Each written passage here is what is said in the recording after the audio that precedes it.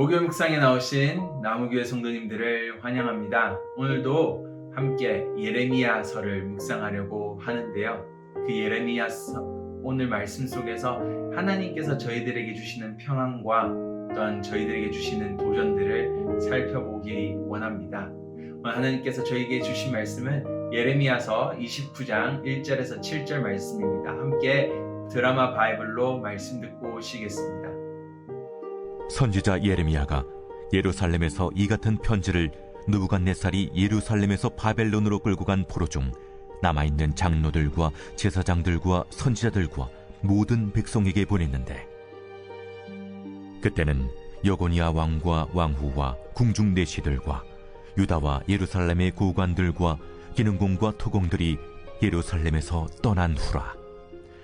유다의 왕 시드기야가 바벨론으로 보내어 바벨론의 왕 느부갓네살에게로 가게 한 사반의 아들 엘라사와 hil기야의 아들 그마랴 편으로 말하되, 만군의 여호와 이스라엘의 하나님께서 예루살렘에서 바벨론으로 사로잡혀 가게 한 모든 포로에게 이와 같이 말씀하시니라. 너희는 집을 짓고 거기에 살며 텃밭을 만들고 그 열매를 먹으라. 아내를 맞이하여 자녀를 낳으며 너희 아들이 아내를 맞이하며 너희 딸이 남편을 맞아 그들로 자녀를 낳게 하여 너희가 거기에서 번성하고 줄어들지 아니하게 하라. 너희는 내가 사로잡혀 가게 한 그 성읍의 평안을 구하고 그를 위하여 여호와께 기도하라. 이는 그 성읍이 평안함으로 너희도 평안할 것임이라.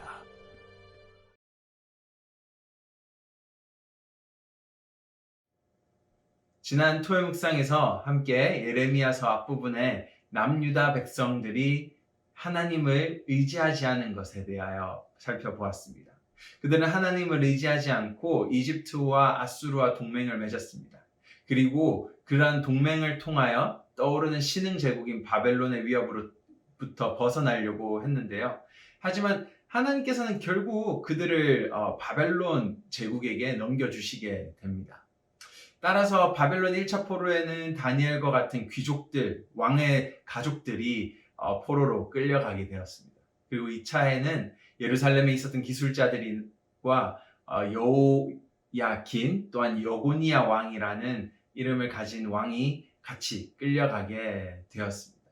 그리고 안타깝게도 남유다 백성들은 70년이라는 긴 포로 생활을 시작해야 했습니다. 그렇게 70년이라는 긴 포로 생활을 시작하는 백성들에게, 포로 생활을 하는 이스라엘 민족들에게 하나님께서는 조금 당황스러운 메시지를 주시고 있습니다. 한번 제가 4절, 7절에 이 메시지들이 나오는데 이 메시지들을 이렇게 정리해 보았습니다. 첫 번째 하나님께서 주신 메시지는 바벨론 원수들의 땅에서 잘 먹고 잘 살아라입니다. 왜 하나님 잘 먹고 잘 살아라고 하십니까? 어떻게든 우리를 빨리 이 땅에서 건져내시고 다시 나가서 하나님을 예배하고 하는 것이 아니라 왜 바벨론이라는 땅에서 잘 먹고 잘 살아라고 말하십니까? 라고 이스라엘 백성들은 하나님께 따졌을 수도 있습니다. 두 번째로 좀 당황스러운 메시지는요, 첫 번째보다 더 당황스럽습니다. 바벨론 원수들의 평안을 위해서 기도해라고 하나님께서는 말씀하십니다. 그런데 이 기도가, 평안의 기도가 오늘 이스라엘과 연결되어 있고 연관되어 있습니다. 지금 무슨 말이냐면요, 하나님께서 너희들이 바벨론의 평화를 위해 기도하지 않으면 이스라엘의 평화가 있지 않을 것이라고 말씀하십니다.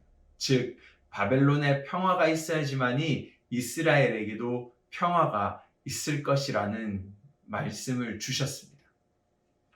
포로가 된 이스라엘 백성들에게, 민족들에게는 정말 이해하기도 힘들고 받아들이기도 힘든 메시지라고 생각이 됩니다.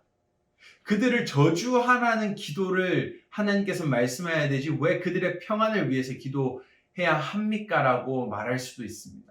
그렇다면 오늘 왜 하나님께서는 이 포로 생활을 시작한 이스라엘들에게 이러한 두 가지의 당황스러운 말씀을 하셨을까요? 바로 하나님께서는 아브라함과 맺으신 언약이 점차 이루어져 가고 있음을 말하고 보여주고 싶으셨던 것입니다. 하나님께서는 그들의 조상인 아브라함과 이러한 언약을 맺으셨죠. 하늘의 별과 바다의 모래와 같이 너희의 백성들을 불어나게 하겠다. 하나님께서는 이스라엘 백성에게 너희가 포로 생활을 하고 있음에도 불구하고 그 땅에서 번성하고 잘 살아라 라는 명령은, 즉 아브라함과 맺으신 언약들을 내가 실행하겠고 그곳에서도 너희들은 번성하고 잘 살 거라는 하나님의 위로와 축복이 담긴 메시지입니다. 동시에 이 바벨론의 평화를 위해 기도하라는 어떻게 이해하면 좋을까요? 바벨론의 평화와 축복은 세상이 말하는 그런 부귀와 영화를 누리는 것이 아닙니다. 이 당시에 바벨론이라는 나라를 생각하시면은 정말 전쟁의 신들이었습니다. 어디를 가든지 승리를 거두고 강한 자들이 약한 자들을 억누르고 죽음이 기다리는, 정의가 존재하지 않는 그 제국이 바로 바벨론이었죠. 근데 바로 하나님께서 말하시는 평화와 정의가 바로 바벨론의 축복이었던 것입니다.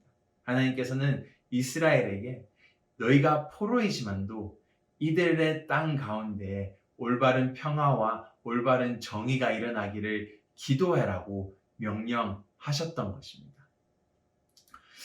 오늘 바벨론의 포로로 끌려간 이스라엘에게 주신 메시지는 오늘 저희들에게 주신 메시지이기도 합니다. 오늘 우리가 살아가는 세상도 바벨론이라는 제국과 다를 바가 없는 세상이라고 생각이 듭니다. 강한 자가 약한 자들을 억누르고 올바른 정의가 실현이 되지 않고 굶주린 자들이 있고 올바른 죽음들이 많이 있습니다. 하지만 하나님께서는 오늘 우리가 이 땅 가운데서도 잘 살기를 원하십니다. 텃밭을 가꾸고 우리의 가족들이 번성하기를 원합니다. 왜냐하면 바로 하나님께서는 아브라함과 맺으신 언약을 통하여 우리의 자손들이 하나님을 따라 살고 하나님의 말씀대로 살고 그리고 우리가 번성하며 올바르게 살아가기를 원하십니다. 그리고 그 가운데서 하나님께서는 우리를 여전히 축복하고 계신 것이죠. 바벨론이란 땅 가운데서도 우리는 하나님의 백성으로서 여전히 하나님의 보호 아래서 번성하며 살아갈 수 있다라는 하나님의 축복과 소망의 메시지가 담겨 있는 것입니다. 동시에 우리는 오늘 이 세상을 위해서 기도해야 합니다. 이 가운데 하나님의 평화와 정의가 나타나지 않게 보이고 하나님의 정의와 평화가 세워져야 하는 것이죠. 그래서 우리는 오늘도 이 땅을 위해서 기도하고 이 땅의 평화를 기대해야 하는 것입니다. 한번 예수님의 십자가를 생각해 보았으면 좋겠습니다. 요한복음 3장 16절에서도 이런 말씀을 하시죠. 내가 이 세상을 너무 사랑하여서 나의 귀한 아들을 주었다. 바로 하나님께서는 이 땅 가운데, 즉 바벨론 제국과 참 정의가 보이지 않고 죽음만 보이는 이 땅 가운데에 평화를 실행하기 원하시는 것입니다. 그럴 때에 우리 안에도 평안이 찾아오는 것입니다. 개인의 평화를 아무리 누리려고 해도요, 세상이 변하지 않으면 우리 안에 평화가 존재하지 않습니다. 내가 아무리 평화롭고 하나님과의 관계를 잘 세워서 살아가고 싶어도 가족과 사회가 평안하지 않으면 우리의 개인의 평안도 존재하지 않는 것입니다. 그래서 하나님께서는 우리에게 기도하라고 명령하셨던 것이죠. 세상의 평화를 위해 기도하고 세상에 나의 정의가 나타나기를 너희가 힘써 일할 때에 너희 안에도 평안이 찾아올 것이라는 것입니다. 오늘 우리가 살아가는 삶이 힘들고 지칠 수 있습니다. 하지만 하나님께서는 아브라함과 맺으신 언약으로 우리를 보호하시고 우리의 삶을 계속적으로 축복하고 계십니다. 더해서 하나님께서는 이 세상을 위해 기도하며 이 세상 가운데 평화가 일어나기를 원하시고 계십니다. 오늘 우리 가운데도 우리의 삶 속에서도 우리가 이 땅을 위해 기도하고 우리의 가족을 위해 기도함을 통하여 우리의 삶 가운데에서 하나님께서 주시는 평안을 느끼기를 원합니다. 함께 기도하시겠습니다. 하나님 감사합니다. 오늘 두 가지의 메시지들, 바로 하나님께서 주신 이스라엘에게 주신 그 메시지들을 살펴보았습니다. 그렇습니다. 하나님께서는 아브라함과 맺으신 언약들을 우리 속에서, 우리의 삶 가운데서, 우리의 가정 가운데서 이루어 가고 계심을 고백합니다. 하늘의 별과 땅의 모래들처럼 너희들을 번성하게 하리라. 하나님, 우리의 삶이 힘들고 지치지만도 하나님께서 축복하셔서 보호하셔서 여전히 계속적으로 우리의 가정과 우리의 삶이 번성해가고 하나님의 그 말씀대로 살아갈 수 있음을 고백합니다. 더해서 하나님의 축복과 함께 우리가 그 받은 축복들과 평안을 세상 가운데에 널리 알리기 원하고 세상의 평안을 위해 기도하며 살아가는 하나님의 백성이 되기 원하오니 성령님, 오늘도 우리의 삶을 인도하여 주시옵소서. 감사합니다. 예수님 이름으로 기도드립니다. 아멘.